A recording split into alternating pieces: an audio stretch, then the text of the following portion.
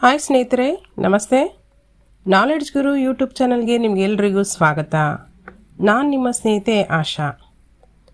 ಸ್ನೇಹಿತರೆ, ಲಾಸ್ಟ್ ಒಂದು ವಿಡಿಯೋದಲ್ಲಿ ನಾವು HSTR ಹೈಸ್ಕೂಲ್ ಟೀಚರ್ ರಿಕ್ರೂಟ್ಮೆಂಟ್ ಅಲ್ವಾ, ಪ್ರೌಢಶಾಲಾ ಶಿಕ್ಷಕರ ನೇಮಕಾತಿಗೆ ಸಂಬಂಧಿಸಿದಂತೆ ಯಾವ್ಯಾವ ಪೇಪರ್ ಇರುತ್ತೆ ಮತ್ತು ಅದರಲ್ಲಿರ್ತಕ್ಕಂಥ ಸಿಲೆಬಸ್ ಏನಿದೆ, ಹಾಗೆ ಇಂಪಾರ್ಟೆಂಟ್ ಬುಕ್ಸ್ ಯಾವ್ಯಾವ್ದಿದೆ, ಏನೇನು ಸ್ಟಡಿ ಮೆಟೀರಿಯಲ್ಸ್ನ ನಮ್ಮ ಕಡೆ ಇಟ್ಕೊಳ್ಳೋದ್ರಿಂದ HSTRನ್ನು ನಾವು ಕ್ರ್ಯಾಕ್ ಮಾಡ್ಬೋದು ಅಂತಕ್ಕಂಥ ವಿಚಾರಗಳಿಗೆ ಸಂಬಂಧಪಟ್ಟಂತೆ ಲಾಸ್ಟ್ ಒಂದು ವಿಡಿಯೋದಲ್ಲಿ ನಾನು ಕ್ಲಿಯರ್ ಕಟ್ಟಾಗಿ ತಿಳಿಸಿದ್ದೀನಿ. ಏನೇನಂತ ಪೇಪರ್ ಫಸ್ಟ್ ಅಲ್ವಾ, ಪೇಪರ್ ಫಸ್ಟ್ಗೆ ಸಂಬಂಧಪಟ್ಟಂತೆ ಏನೇನಿರುತ್ತೆ, GK, ಮಾನಸಿಕ ಸಾಮರ್ಥ್ಯ, ಶೈಕ್ಷಣಿಕ ಮನೋವಿಜ್ಞಾನ ಅಲ್ವಾ, ಸಾಮಾನ್ಯ, ಇಂಗ್ಲೀಷ್ ಮತ್ತು ಕಂಪ್ಯೂಟರ್ ಸಾಕ್ಷರತೆ, ಈ ಒಂದು 5 ವಿಷಯಗಳಿಗೆ ಸಂಬಂಧಪಟ್ಟಂತೆ ಯಾವ್ಯಾವುದು ಇಂಪಾರ್ಟೆಂಟ್ ಬುಕ್ಸ್ ಇದೆ ಅವುಗಳನ್ನು ನೀವು ಎಲ್ಲೆಲ್ಲಿ ಡೌನ್ಲೋಡ್ ಮಾಡ್ಕೊಳ್ಬೋದು, ಎಲ್ಲಿ ಸಿಗುತ್ತೆ ಅವುಗಳನ್ನು ನೀವು ಎಲ್ಲಿ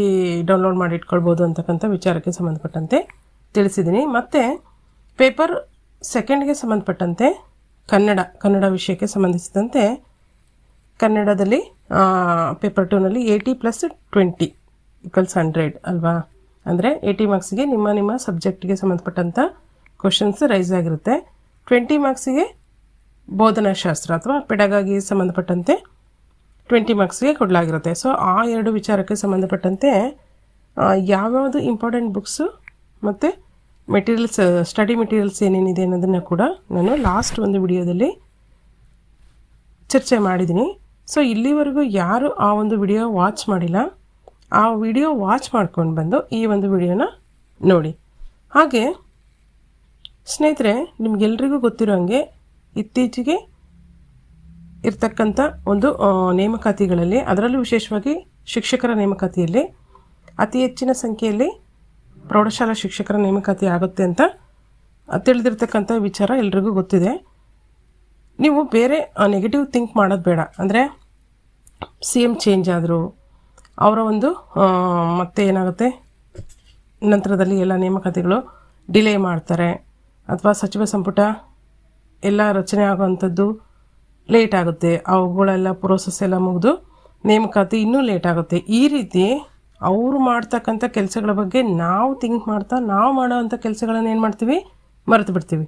ಅಂದರೆ ನಮಗೆ ನಾವೇ ನೆಗೆಟಿವ್ ಆಗಿ ಥಿಂಕ್ ಮಾಡ್ತಾ ನಮಗೆ ನಾವೇ ಸಮಾಧಾನ ಮಾಡಿಕೊಂಡು ಓದೋದ್ರ ಕಡೆ ಗಮನನ ಕಡಿಮೆ ಮಾಡ್ಕೊತಾ ಹೋಗ್ತೀವಿ. ಸೊ ಇದೊಂದು ನಮ್ಮ ಒಂದು ದೊಡ್ಡ ನೆಗೆಟಿವ್ ಪಾಯಿಂಟ್ಸು. ಯಾಕೆಂದರೆ ಓದಬೇಕಾಗಿರ್ತಕ್ಕಂಥ ವಿಚಾರವನ್ನು ಡಿಲೇ ಮಾಡೋದಕ್ಕೆ ಈ ಥರ ರೀಸನ್ಗಳು ನಾವು ಹುಡ್ಕೊತೀವಿ. ಬಿಕಾಸ್ ಇದರಿಂದ ಏನು ನಾವು ಲಾಸ್ ಮಾಡ್ಕೊಳೋಂಥದ್ದು ಅಂದರೆ ಒಂದು ಟೈಮ್ ವೇಸ್ಟು ಮತ್ತು ಸ್ಟಡಿ ಕಡೆ ಕಾನ್ಸಂಟ್ರೇಷನ್ ಮಾಡಲಿಕ್ಕಾಗಲ್ಲ. ಸೊ ಫ್ರೆಂಡ್ಸ್, ನಾನೇನು ಹೇಳ್ತೀನಿ ಅಂದರೆ, ಈ ರೀತಿ ನೆಗೆಟಿವ್ ಥಾಟ್ಸಿಂದ ಹೊರಗೆ ಬಂದು ಪಾಸಿಟಿವ್ ಆಗಿ ಆದಷ್ಟು ಥಿಂಕ್ ಮಾಡಿ. ಅವರು ಮಾಡ್ತಕ್ಕಂಥ ಪಾಲಿಟಿಕ್ಸಲ್ಲಿ ಏನೇನಾಗುತ್ತೆ ಅಲ್ವಾ, ಸರ್ಕಾರದಲ್ಲಿ ಏನೇನು ನಡೆಯುತ್ತೆ ಅವುಗಳನ್ನೆಲ್ಲ ನಾವು ಗಮನಿಸ್ತಾ ಹೋದರೆ ನಮ್ಮ ಒಂದು ಸಿಲೆಬಸ್ಸನ್ನು ಕಂಪ್ಲೀಟ್ ಮಾಡಲಿಕ್ಕೆ ಆಗಲ್ಲ. ಸೊ ನಾವೇನು ಮಾಡಬೇಕು, ನಮ್ಮ ಸಿಲೆಬಸ್ಸನ್ನು ಕಂಪ್ಲೀಟ್ ಮಾಡೋದ್ರ ಕಡೆ ಗಮನ ಕೊಡಬೇಕು. ಏನಾದರೂ CM ಈಗೇನಾದರೂ ಒಂದು ತಿಂಗಳಲ್ಲಿ ಕರೆದ್ರು ಅಲ್ವಾ, ಯಾವುದಾದ್ರೂ ಹುದ್ದೆಗಳಿಗೆ ನೇಮಕಾತಿ ಮಾಡ್ಕೊಳ್ಳೋದಕ್ಕೆ ಕಾಲ್ಫರ್ ಆಯಿತು ಅಂದರೆ ನಾವೆಷ್ಟು ಅರ್ಹರಿದ್ದೀವಿ, ನಾವೆಷ್ಟು ಸಿಲೆಬಸ್ಸನ್ನು ಕಂಪ್ಲೀಟ್ ಮಾಡ್ಕೊಂಡಿದ್ದೀವಿ ಅಲ್ವಾ, ನಾವು ಯಾವ ಒಂದು ಹುದ್ದೆನ ತೆಗೆದುಕೊಳ್ಳಿಕ್ಕೆ ಕಂಪ್ಲೀಟಾಗಿ ಆ ಸಿಲೆಬಸ್ನೆಲ್ಲ ಕಂಪ್ಲೀಟಾಗಿ ತಿಳ್ಕೊಂಡಿದ್ದೀವಿ ಅಂತಕ್ಕಂಥ ಪ್ರಶ್ನೆಗಳನ್ನು ನಮಗೆ ನಾವೇ ಹಾಕ್ಕೊಳ್ಬೇಕಾಗುತ್ತೆ. ತೆಗೆದುಕೊಳ್ಳಿಕ್ಕೆ ಕಂಪ್ಲೀಟಾಗಿ ಆ ಸಿಲೆಬಸ್ನೆಲ್ಲ ಕಂಪ್ಲೀಟಾಗಿ ತಿಳ್ಕೊಂಡಿದ್ದೀವಿ ಅಂತಕ್ಕಂಥ ಪ್ರಶ್ನೆಗಳನ್ನು ನಮಗೆ ನಾವೇ ಹಾಕ್ಕೊಳ್ಬೇಕಾಗುತ್ತೆ. ಯಾಕೆಂದರೆ time and tide no for, ಅಂದರೆ ಯಾವುದು ಕೂಡ time and tide no for man ಅಲ್ವಾ, ನೋ ಫಾರ್ ವೇಟ್ ಮ್ಯಾನ್. ಕಾಲ ಮತ್ತು ಅಲೆಗಳು ಯಾವತ್ತೂ ಕೂಡ ಯಾರನ್ನು ಕಾಯಲ್ಲ, ಅದರ ಪಾಡಿಗೆ ಅದರ ಕೆಲಸಗಳನ್ನು ಅವುಗಳು ಮಾಡ್ತಾ ಹೋಗ್ತವೆ ಅಲ್ವಾ.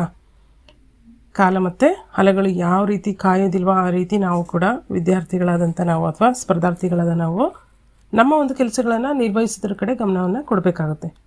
ಸೊ ಫ್ರೆಂಡ್ಸ್, ಇಲ್ಲಿವರೆಗೂ ಯಾರು ನಾಲೆಡ್ಜ್ ಗುರು ಯೂಟ್ಯೂಬ್ ಚಾನಲ್ಗೆ ಸಬ್ಸ್ಕ್ರೈಬ್ ಆಗದೆ ನೋಡ್ತಾ ಇದ್ದೀರಾ, ದಯವಿಟ್ಟು ಸಬ್ಸ್ಕ್ರೈಬ್ ಆಗಿ ಬೆಲ್ ಐಕನ್ ಪ್ರೆಸ್ ಮಾಡೋ ಮುಖಾಂತರ ನಾವು ಮಾಡ್ತಕ್ಕಂಥ ಇನ್ಫಾರ್ಮೇಟಿವ್ ವಿಡಿಯೋಗಳು ನಿಮಗೆ ಬಂದು ಮೊದಲು ತಲುಪುವಂಥದ್ದು. ಹಾಗಾಗಿ ಬೆಲ್ ಐಕನ್ ಪ್ರೆಸ್ ಮಾಡಿ, ವಿಡಿಯೋ ಎಂಡ್ವರೆಗೂ ನೋಡಿ. ಇಷ್ಟ ಆದರೆ ಲೈಕ್ ಮಾಡಿ, ನಿಮ್ಮ ಇನ್ನಿತರ ಈ ಒಂದು ಶಿಕ್ಷಕರ ನೇಮಕಾತಿಗಾಗಿ ಓದ್ತಿರ್ತಕ್ಕಂಥ ನಿಮ್ಮ ಫ್ರೆಂಡ್ಸ್ಗೂ ಕೂಡ ಶೇರ್ ಮಾಡಿ. ಹಾಗೆ ಏನಾದರೂ ಡೌಟ್ಸ್ ಇದ್ದರೆ, ಏನಾದರೂ ಹೇಳ್ಬೇಕಿದ್ರೆ ಅಲ್ವಾ, ನಿಮ್ಮ ಅಭಿಪ್ರಾಯಗಳೇನಾರ ತಿಳಿಸ್ಬೇಕಂದ್ರೆ, ಅಥವಾ ನಿಮಗೇನಾದರೂ ನೆಸೆಸಿಟಿ ಇದ್ದರೆ, ನೋಟ್ಸ್ ಆಗಲಿ ಲಿಂಕ್ಗಳಾಗಲಿ ಏನಾದರೂ ಇದ್ದರೆ ಕಮೆಂಟ್ಸ್ ಮಾಡಿ.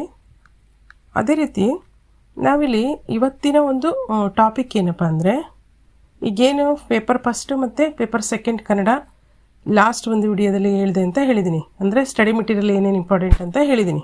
ಸೊ ಹಾಗಾಗಿ ಈ ಒಂದು ವಿಡಿಯೋದಲ್ಲಿ ನಾವೇನು ತಿಳ್ಕೊಳ್ಳೋಣ ಅಂದರೆ, ನೆಕ್ಸ್ಟ್ ರಿಮೈನಿಂಗ್ ಸಬ್ಜೆಕ್ಟ್ಸ್ ಏನಿದಾವಲ್ಲ ಪೇಪರ್ ಸೆಕೆಂಡ್ಗೆ ಸಂಬಂಧಪಟ್ಟಂತೆ ಆ ಸಬ್ಜೆಕ್ಟ್ಗಳಿಗೆ ಸಂಬಂಧಪಟ್ಟಂತಹ ಇಂಪಾರ್ಟೆಂಟ್ ಬುಕ್ ಲಿಸ್ಟ್ಗಳನ್ನು ಅಲ್ವಾ, ಇಂಪಾರ್ಟೆಂಟ್ ಬುಕ್ ಲಿಸ್ಟ್ ಮತ್ತು ಸ್ಟಡಿ ಮೆಟೀರಿಯಲ್ ಎಲ್ಲೆಲ್ಲಿ ನಮಗೆ ಅವೈಲೇಬಲ್ ಇದೆ ಅದನ್ನು ನಾವು ಯಾವ ರೀತಿ ತೆಗೆದುಕೊಳ್ಬೇಕು ಅಂತಕ್ಕಂಥ ವಿಚಾರಕ್ಕೆ ಸಂಬಂಧಪಟ್ಟಂತೆ ನಾವು ಈ ಒಂದು ವಿಡಿಯೋನಲ್ಲಿ ಚರ್ಚೆ ಮಾಡ್ತಾ ಹೋಗೋಣ.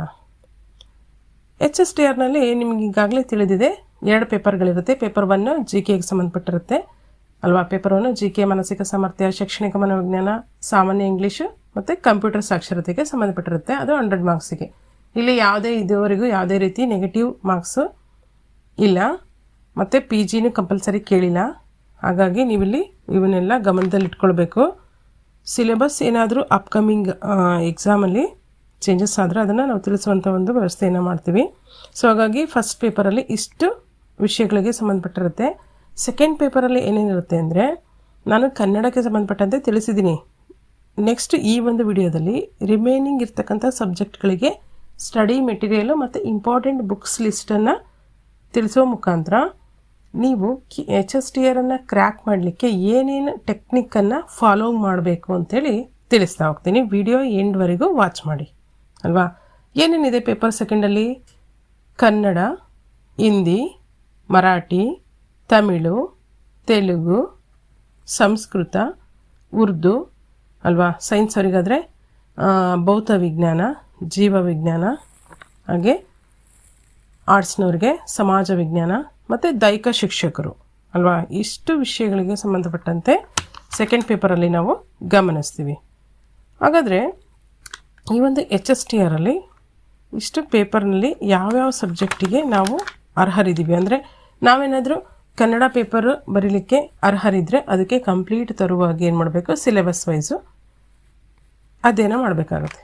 ಅಥವಾ ಸೋಷಿಯಲ್ ಸೈನ್ಸಿಗೆ ಸಂಬಂಧಪಟ್ಟಂತೆ ನಾವು ಎಲಿಜಿಬಲ್ ಇದ್ದೀವಿ ಬರೀಲಿಕ್ಕೆ ಅಂದರೆ, ಸೋಷಿಯಲ್ ಸೈನ್ಸಿಗೆ ಸಂಬಂಧಪಟ್ಟಂತೆ ಕಂಪ್ಲೀಟಾಗಿ ಸಿಲೆಬಸ್ ಇಟ್ಕೊಂಡು ಸ್ಟಡಿಯನ್ನು ಮಾಡಬೇಕಾಗತ್ತೆ. ರಿಮೈನಿಂಗ್ ಸೈನ್ಸ್ ಟೀಚರ್ ಆದರೆ ಸೈನ್ಸಿಗೆ ಸಂಬಂಧಪಟ್ಟಂತೆ, ಹಾಗೆ ದೈಹಿಕ ಶಿಕ್ಷಕರಾದರೆ ದೈಹಿಕ ಶಿಕ್ಷಣಕ್ಕೆ ಸಂಬಂಧಪಟ್ಟಂತೆ ನೀವು ಅಧ್ಯಯನ ಮಾಡಿ. ಹಾಗಾದರೆ ನಾವು ಈ ಒಂದು ತರಗತಿಯಲ್ಲಿ ಫಸ್ಟ್ ಆರ್ಟ್ಸ್ ವಿಭಾಗಕ್ಕೆ ಸಂಬಂಧಪಟ್ಟಂತೆ ಅಲ್ವಾ, ಸಮಾಜ ವಿಜ್ಞಾನ ಶಿಕ್ಷಕರು, ಆರ್ಟ್ಸ್ ವಿಭಾಗದಲ್ಲಿ ಸಮಾಜ ವಿಜ್ಞಾನ ಶಿಕ್ಷಕರಿಗೆ ಸಂಬಂಧಪಟ್ಟಂತೆ ಏನೇನು ಇಂಪಾರ್ಟೆಂಟ್ ಬುಕ್ಸ್ ಮತ್ತು ಸ್ಟಡಿ ಮೆಟೀರಿಯಲನ್ನು ನಾವು ಇಟ್ಕೊಂಡಿರಬೇಕು ಅಲ್ವಾ ಅನ್ನೋದನ್ನು ಗಮನಿಸೋಣ. ಸಮಾಜ ವಿಜ್ಞಾನಕ್ಕೆ ಸಂಬಂಧಪಟ್ಟಂತೆ ಮೇಯ್ನ್ ಬೇಸಿಕ್ ಸೋರ್ಸ್ ಬಂದುಬಿಟ್ಟು ಅದರೊಳಗಡೆ ಹಿಸ್ಟ್ರಿ ಎಷ್ಟು ಪಾರ್ಟಾಗಿ ವಿಭಾಗ ಮಾಡಿದ್ದಾರೆ ಅಂದರೆ, ಸಮಾಜ ವಿಜ್ಞಾನವನ್ನು 6 ಪಾರ್ಟಲ್ಲಿ ವಿಭಾಗ ಮಾಡಿದ್ದಾರೆ. ಕೇವಲ ಹಿಸ್ಟ್ರಿ, ಎಕನಾಮಿಕ್ಸ್ ಅಂತಲ್ಲ, 6 ಪಾರ್ಟ್ಗಳನ್ನು ನಾವು ಫಸ್ಟು ನೀಟಾಗಿ ಅರ್ಥ ಮಾಡ್ಕೊಳ್ಬೇಕು. ಯಾವ್ಯಾವ ಒಂದು ಟಾಪಿಕ್ಕಿಗೆ ನಾವು ಎಷ್ಟೆಷ್ಟು ಪ್ರಿಫರೆನ್ಸನ್ನು ಕೊಡಬೇಕು ಅಂತೇಳಿ ಪ್ರೀವಿಯಸ್ ಇಯರ್ ಕ್ವಶನ್ ಪೇಪರ್ ತೆಗೆದು ನೋಡಿದರೆ ಗೊತ್ತಾಗುತ್ತೆ. ಹಾಗಾದರೆ 6 ವಿಭಾಗಗಳು ಯಾವ್ಯಾವುದಿದೆ ಅಂದರೆ, ಇತಿಹಾಸ ಅಲ್ವಾ, ರಾಜ್ಯಶಾಸ್ತ್ರ, ಸಮಾಜಶಾಸ್ತ್ರ, ಭೂಗೋಳಶಾಸ್ತ್ರ, ಅರ್ಥಶಾಸ್ತ್ರ ಮತ್ತು ವ್ಯವಹಾರ ಅಧ್ಯಯನ. History, political science, sociology, geography, economics and business studies. ಈ 6 ಟಾಪಿಕ್ಗಳು ಸೋಷಿಯಲ್ ಸೈನ್ಸ್ ಟೀಚರಾಗಿ ಯಾರು ನೇಮಕ ಆಗ್ತಾರೆ ಅವರಿಗೆ ಕ್ಲಿಯರಾಗಿ ಓದ್ಕೊಳ್ಳುವಂಥದ್ದಾಗಿರುತ್ತೆ.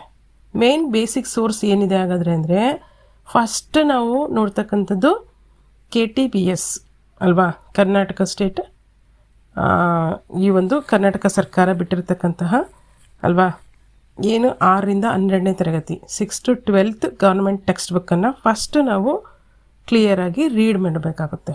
ನೆಕ್ಸ್ಟ್ ಬಂದರೆ 6 to 12th ವರೆಗೂ ಇರ್ತಕ್ಕಂಥ ಟೆಕ್ಸ್ಟ್ ಬುಕ್ಗಳನ್ನು ರೀಡ್ ಮಾಡಿದ ನಂತರದಲ್ಲಿ ಮೇಯ್ನಾಗಿ LBA ಅಲ್ವಾ, ಲೆಸನ್ ಬೇಸ್ಡ್ ಅಸೆಸ್ಮೆಂಟ್. ಆ ಒಂದು LBA ಕ್ವಶನ್ ಬ್ಯಾಂಕನ್ನು ನೋಡಬೇಕಾಗುತ್ತೆ, ಅಬ್ಸರ್ವೇಷನ್ ಮಾಡಬೇಕಾಗುತ್ತೆ, ಅವುಗಳನ್ನು ಕೂಡ ಬಿಡಿಸುವಂಥ ಒಂದು ಪ್ರಯತ್ನವನ್ನು ಮಾಡಬೇಕಾಗತ್ತೆ. ಇದಿಷ್ಟು ಫಸ್ಟ್ ಪಾಯಿಂಟ್ ಆಯಿತು, ಯಾವುದಕ್ಕೆ? ಸಮಾಜ ವಿಜ್ಞಾನಕ್ಕೆ ಸಂಬಂಧಪಟ್ಟಂತೆ. ಹಾಗಾದರೆ ಸೆಕೆಂಡ್ ಒಂದು ಬುಕ್ಕನ್ನು ನಾವು ರೆಫರ್ ಮಾಡೋದಾದರೆ R ಮಂಜುನಾಥ್ ಸರ್ ಅವರ ಒಂದು ಇತಿಹಾಸಕ್ಕೆ ಸಂಬಂಧಪಟ್ಟಂಥ ಬುಕ್ಕನ್ನು ರೆಫರ್ ಮಾಡ್ಬೋದು. ನೆಕ್ಸ್ಟ್ ನೀವು ಹೆಚ್ಚಿನದಾಗಿ ಅಧ್ಯಯನ ಮಾಡ್ತೀವಿ, ನಿಮ್ಮಲ್ಲಿ ಇನ್ನೂ ಟೈಮ್ ಇದೆ ಅಲ್ವಾ, ಸಾಕಷ್ಟು ಟೈಮ್ ಇದೆ, ಮನೇಲಿದ್ದೀವಿ, ಆರಾಮಾಗಿ ಓದ್ಕೊಳ್ಬೋದು ಅನ್ನೋರಾದರೆ KNA ಬುಕ್ಕು ಬೆಟರ್ ಅನಿಸುತ್ತೆ ಅಲ್ವಾ. ಪಾರ್ಟ್ 1 ಮತ್ತು ಪಾರ್ಟ್ 2 ಇದೆ, ಸಮಗ್ರ ಭಾರತದ ಇತಿಹಾಸ KNA ಒಂದು ಬುಕ್ಕನ್ನು ನೀವು ರೆಫರ್ ಮಾಡ್ಬೋದು. Next second PUC history book very very very important ಅಲ್ವಾ. ಸೆಕೆಂಡ್ PUC ಹಿಸ್ಟ್ರಿ ಬುಕ್ ಒಳಗಡೆ ನೀಟಾಗಿ ನಾವು ಓದ್ಕೊಳ್ಬೋದು, ಏಕೆಂದರೆ ತುಂಬ ಈಸಿಯೆಸ್ಟ್ ವೇನಲ್ಲಿ ನಮಗೆ ಇಂಡಿಯನ್ ಹಿಸ್ಟ್ರಿನ ಕೊಟ್ಟಿದ್ದಾರೆ. ತುಂಬ ಚೆನ್ನಾಗಿ ಅರ್ಥ ಆಗುತ್ತೆ, ಪಾಯಿಂಟ್ ಮಾಡ್ಕೊಳ್ಳೋದಕ್ಕೂ ತುಂಬ ಈಸಿ ಇದೆ. ಹಾಗಾಗಿ ನೀವು ಸೆಕೆಂಡ್ PUC ಹಿಸ್ಟ್ರಿ ಬುಕ್ಕನ್ನು ತುಂಬ ಮುಖ್ಯವಾಗಿ ಓದ್ಕೊಳ್ಬೇಕಾಗತ್ತೆ. ನೋಡಿ, ನಾನು ಎಷ್ಟು ಹೇಳಿದೆ, 6 to 12 ಗೌರ್ಮೆಂಟ್ ಟೆಕ್ಸ್ಟ್ ಬುಕ್ಕು ಅಲ್ವಾ. Next LBA question bank, next R Manjunath sir ಅವರ ಒಂದು ಹಿಸ್ಟ್ರಿ ಬುಕ್ಕು, ಹಾಗೆ KNA ಸರ್ ಅವರ ಸಮಗ್ರ ಭಾರತದ ಇತಿಹಾಸಕ್ಕೆ ಸಂಬಂಧಪಟ್ಟಂಥ ಒಂದು books. Next second PUC history book. ಇಷ್ಟರಲ್ಲಿ ನಿಮಗೆ ಯಾವುದು ಅವೈಲೇಬಿಲಿಟಿ ಇದೆ ಅಲ್ವಾ, ಆ 2 ಬುಕ್ಗಳಲ್ಲಿ R ಮಂಜುನಾಥ್ ಸರ್ ಅವ್ರದ್ದು ಬುಕ್ ತೊಗೊಳ್ಳಿ. ಇಲ್ಲಿ ಸಿಂಪಲ್ಲಾಗಿ ಓದ್ತೀವಿ ಅಂದರೆ ಬೇಡ, ಇನ್ ಡೆಪ್ತ್ ಓದ್ತೀವಿ ಅಂದರೆ KNA ಸರ್ದು ಬುಕ್ ಆದರೂ ನೀವು ತೆಗೆದುಕೊಂಡು ಓದ್ಬೋದು. ಸೊ ಇದಿಷ್ಟು ಸಮಾಜ ವಿಜ್ಞಾನಕ್ಕೆ. ನೆಕ್ಸ್ಟು ಹಿಸ್ಟ್ರಿ ಬುಕ್ ಆದ ನಂತರ ಅಲ್ವಾ, ಸಮಾಜ ವಿಜ್ಞಾನ ಆದ ನಂತರ ಅರ್ಥಶಾಸ್ತ್ರ 6 to 12 KTBS books plus second PUC books plus LBA question bank. ಅರ್ಥಶಾಸ್ತ್ರಕ್ಕೂ ಸೇಮ್ ಬೇಸಿಕ್ ಬುಕ್ಕನ್ನು ಬಿಟ್ಟು ನೀವೆಲ್ಲೂ ಕದಲಂಗಿಲ್ಲ, ಬಿಕಾಸ್ ಕ್ವಶನ್ಸ್ ಅರೈಸ್ ಆಗುವಂಥದ್ದೇ ಬೇಸಿಕ್ ಬುಕ್ಸ್ಗಳಿಂದ. ಸೊ ಹಾಗಾಗಿ ನಾವೇನು ಮಾಡಬೇಕಾಗುತ್ತೆ, 6 to 12 ಬುಕ್ಗಳನ್ನು ಕಂಪಲ್ಸರಿಯಾಗಿ ಹೈಸ್ಕೂಲ್ ಶಿಕ್ಷಕರಾಗಬೇಕಾದವರು ಓದಲೇಬೇಕಾಗುತ್ತೆ. ಅದರಲ್ಲೂ ವಿಶೇಷವಾಗಿ PUC ಬುಕ್ಸ್ಗಳನ್ನು ಕೂಡ ಓದೋದ್ರಿಂದ ಹೆಚ್ಚಿನ ಒಂದು ಅಧ್ಯಯನವನ್ನು ನಾವು ಮಾಡ್ದಂಗೆ ಆಗುತ್ತೆ. ಅದರ ಜೊತೆಯಲ್ಲಿ ಆ್ಯಸ್ ಯೂಶುವಲ್ ಆಗಿ ಹೇಳಂತೆ LBA ಕ್ವಶನ್ ಬ್ಯಾಂಕನ್ನು ಕೂಡ ಬಿಡಿಸ್ಬೇಕಾಗತ್ತೆ.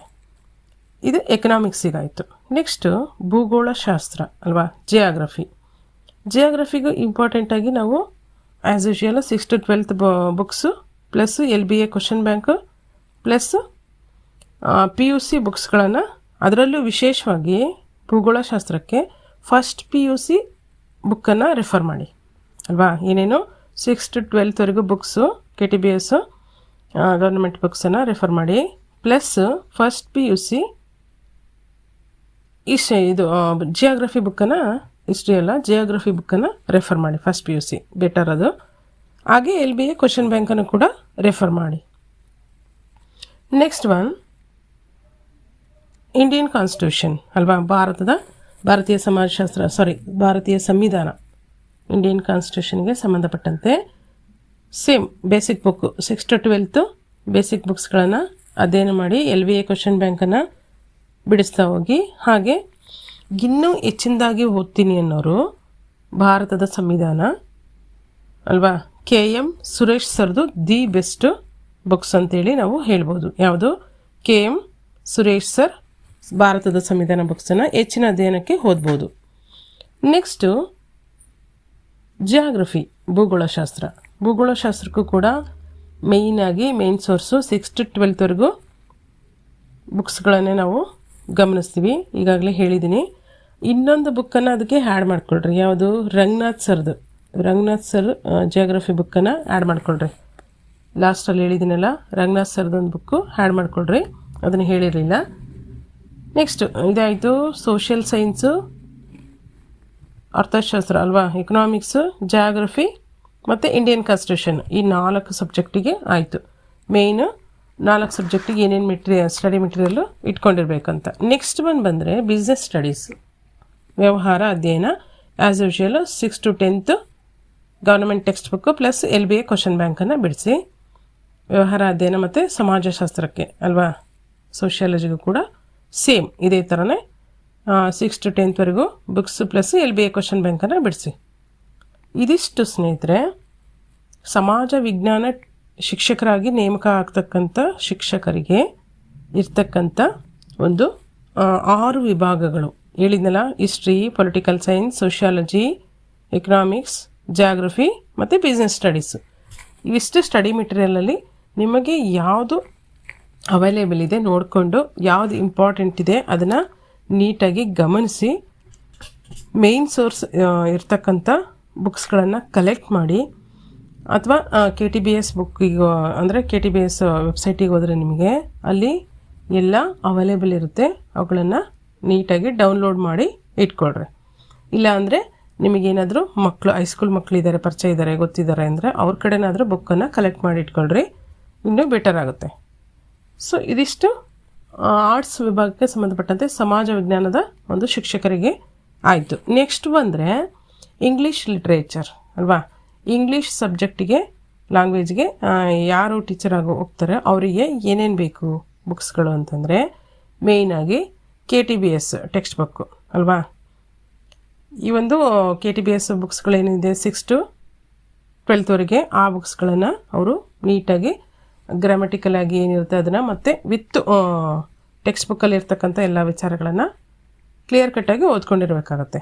Plus LBA question bank with YouTube ಕ್ಲಾಸಸ್ಗಳನ್ನು ಕೂಡ ಅಬ್ಸರ್ವ್ ಮಾಡಿ. ತುಂಬ ಚೆನ್ನಾಗಿರ್ತಕ್ಕಂಥ ಯೂಟ್ಯೂಬ್ ಕ್ಲಾಸ್ಗಳನ್ನು ಮಾಡಿರ್ತಾರೆ. ಅವುಗಳನ್ನು ನಿಮಗೆ ಯಾವುದು ಸರಿ ಅನಿಸುತ್ತೆ, ಯಾವ ಕ್ಲಾಸು ನಿಮಗೆ ಬೆಟರ್ ಅನಿಸುತ್ತೆ ಅವುಗಳನ್ನು ಸರ್ಚ್ ಮಾಡಿ ಯೂಟ್ಯೂಬ್ ಕ್ಲಾಸ್ಗಳನ್ನು ಕೂಡ ಕೇಳಿ. ಇದಿಷ್ಟು ಇಂಗ್ಲೀಷ್ಗೆ 80 ಮಾರ್ಕ್ಸಿಗೆ ಆಯಿತು. ನೆಕ್ಸ್ಟ್ 20 ಮಾರ್ಕ್ಸ್ ಇರುತ್ತಲ್ವಾ ಪೆಡಗಾಗಿಗೆ ವೆರಿ ವೆರಿ ಇಂಪಾರ್ಟೆಂಟ್ ಒಂದು ಬುಕ್ ಇದೆ, TN ರಾಜುರವ್ರದ್ದು ಅಲ್ವಾ. ಡಿಪಾರ್ಟ್ಮೆಂಟ್ ಅವರೇ ರೆಫರ್ ಮಾಡಿರ್ತಕ್ಕಂಥ ಒಂದು ಬುಕ್ ಆಗಿರುತ್ತೆ. ಇದು ಬೆಟರ್ ಬುಕ್ಕು ಯಾವುದಕ್ಕೆ, ಇಂಗ್ಲೀಷ್ ಪೆಡಗಾಗಿ. ನೆಕ್ಸ್ಟ್ ಒನ್ ಇದು ಇಂಗ್ಲೀಷ್ ಆಯಿತು. PCM ಮತ್ತು CBZನವ್ರಿಗೆ ಸೈನ್ಸ್ ಕ್ಯಾಂಡಿಡೇಟ್ಗೆ ಅಲ್ವಾ. ಸೈನ್ಸ್ ಅವರಿಗಾದರೆ ಬೇಸಿಕ್ ಬುಕ್ಗಳನ್ನು ಓದಬೇಕಾಗುತ್ತೆ. ಯಾವ್ಯಾವುದು 6 to 12th NCERT plus KTBS text book must and should read ಮಾಡಬೇಕಾಗುತ್ತೆ. ಅದರ ಜೊತೆಯಲ್ಲಿ ಇವೆಲ್ಲ ಡಿಪಾರ್ಟ್ಮೆಂಟಿಂದನೇ ರೆಫರ್ ಮಾಡೋದಕ್ಕೆ ಹೇಳಿರ್ತಕ್ಕಂಥದ್ದು. ಸೈನ್ಸ್ ಕ್ಯಾಂಡಿಡೇಟ್ಗೆ 6 to 12th NCERT ಮತ್ತು KTBS ಟೆಕ್ಸ್ಟ್ ಬುಕ್ಕನ್ನು ಮಸ್ಟ್ ಆ್ಯಂಡ್ ಶುಡ್ ರೀಡ್ ಮಾಡಿ. ಅದರ ಜೊತೆಯಲ್ಲಿ ಮ್ಯಾಥ್ಸ್ ಮತ್ತು ಸೈನ್ಸ್ ಪೆಡಗಾಗಿಗೆ NCERT ಫಸ್ಟ್ PUC ಮತ್ತು ಸೆಕೆಂಡ್ PUC ಪೆಡಗಾಗಿ ಬುಕ್ಕನ್ನು ರೆಫರ್ ಮಾಡಿ. ಇದಿಷ್ಟು 80+20 ಆಯಿತು ಸೈನ್ಸ್ ಅವರಿಗೆ. ನೆಕ್ಸ್ಟು ಲಾಸ್ಟ್ ಬಂದು ದೈಹಿಕ ಶಿಕ್ಷಕರು ಅಲ್ವಾ.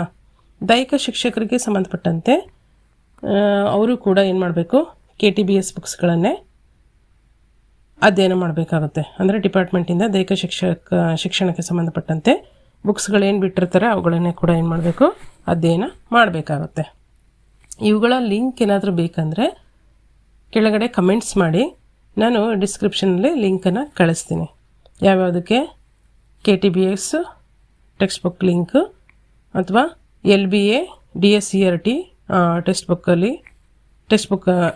DSCRT ಲಿಂಕ್ LBAಗೆ ಲೆಸನ್ ಬೇಸ್ಡ್ ಅಸೆಸ್ಮೆಂಟ್ಗೆ ಸಂಬಂಧಪಟ್ಟಂತೆ, ಹಾಗೆ KSEEB ಸೊಲ್ಯೂಷನ್ಸ್ ಪೋರ್ಟಲ್ ಅಲ್ವಾ. 6 to 12th ಸ್ಟ್ಯಾಂಡರ್ಡ್ಗೆ ನಿಮಗೆ ಅಲ್ಲಿ ಏನಾದರೂ ಡೌಟ್ಸ್ಗಳಿದ್ದರೆ ಸೊಲ್ಯೂಷನ್ನು ಅಲ್ಲಿ ಸಿಗುತ್ತೆ. ಸೊ ಹಾಗಾಗಿ ಈ 3 ಲಿಂಕ್ಗಳನ್ನು ನೀವು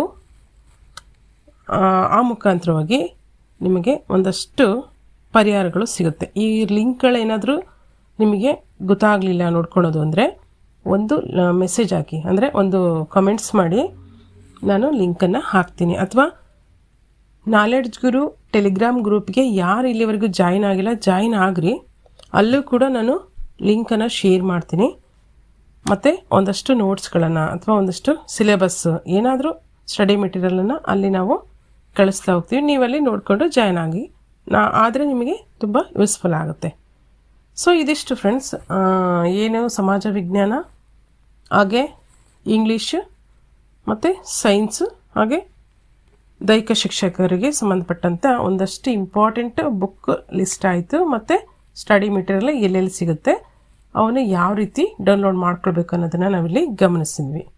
ಹಾಗಾದರೆ HSTRನ ನೀವು ಕ್ರ್ಯಾಕ್ ಮಾಡಲೇಬೇಕು ಅನ್ನೋರಿದ್ದರೆ ನೀವು ಅನುಸರಿಸಬೇಕಾಗಿರ್ತಕ್ಕಂಥ ಟೆಕ್ನಿಕ್ಸ್ ಏನು, ಯಾವ ಟೆಕ್ನಿಕನ್ನು ನೀವು ಫಾಲೋ ಮಾಡಿದರೆ HSTRನ ಕ್ರ್ಯಾಕ್ ಮಾಡ್ಬೋದು ಅಂತಕ್ಕಂಥ ಒಂದಷ್ಟು ಇಂಪಾರ್ಟೆಂಟ್ ಸ್ಟಡಿ ಟಿಪ್ಸನ್ನು ನಾನು ಕೊಡ್ತಾ ಹೋಗ್ತೀನಿ, ಗಮನಿಸಿ. ಫಸ್ಟ್ ಆಫ್ ಆಲ್ ಸ್ನೇಹಿತರೆ, ನಿಮ್ಮದೇ ಆಗಿರ್ತಕ್ಕಂಥ ಒಂದು ಟೈಮ್ ಟೇಬಲ್ಲು ಸಿದ್ಧತೆ ಮಾಡ್ಕೊಳ್ರಿ. ಏಕೆಂದರೆ ನೀವು ಹೌಸ್ ವೈಫ್ ಆಗಿರ್ಬೋದು, ಅಥವಾ ನೀವೇನಾದರೂ ಇವಾಗ ತಾನೇ BEd ಮುಗಿಸಿ ಬಂದಿರ್ಬೋದು, ಅಥವಾ ನೀವೇನಾದರೂ ಆರಾಮಾಗಿ ಕುತ್ಕೊಂಡು ಓದ್ತಿರೋರೇ ಆಗಿರ್ಬೋದು ಅಲ್ವಾ, CETಗೋಸ್ಕರನೇ ಸ್ಟಡಿ ಮಾಡ್ತಿರೋರು ಆಗಿರ್ಬೋದು. ಈ ರೀತಿ ನಿಮ್ಮ ಒಂದು ಮನೆಗಳಿಗೆ ತಕ್ಕಂತೆ ನಿಮ್ಮ ಒಂದು ಟೈಮನ್ನು ಫಸ್ಟ್ ಆಫ್ ಆಲ್ ಸೆಟ್ ಮಾಡ್ಕೊಳ್ರಿ. ಏಕೆಂದರೆ ನಾವು ಫಸ್ಟು ಶರಣಾಗತರಾಗಬೇಕು. ಯಾರಿಗೆ? ನಮಗೆ ನಾವೇ ಶರಣಾಗತರಾಗಬೇಕು. ಹೇಳಿಲ್ವಾ, ಬುದ್ಧಂ ಶರಣಂ ಗಚ್ಚಾಮಿ ಅಲ್ವಾ, ಧರ್ಮಂ ಶರಣಂ ಗಚ್ಚಾಮಿ. ಹೀಗೆ ನಾವು ಫಸ್ಟ್ ಆಫ್ ಆಲು ಶರಣಾಗತರಾಗಬೇಕು. ಒಂದು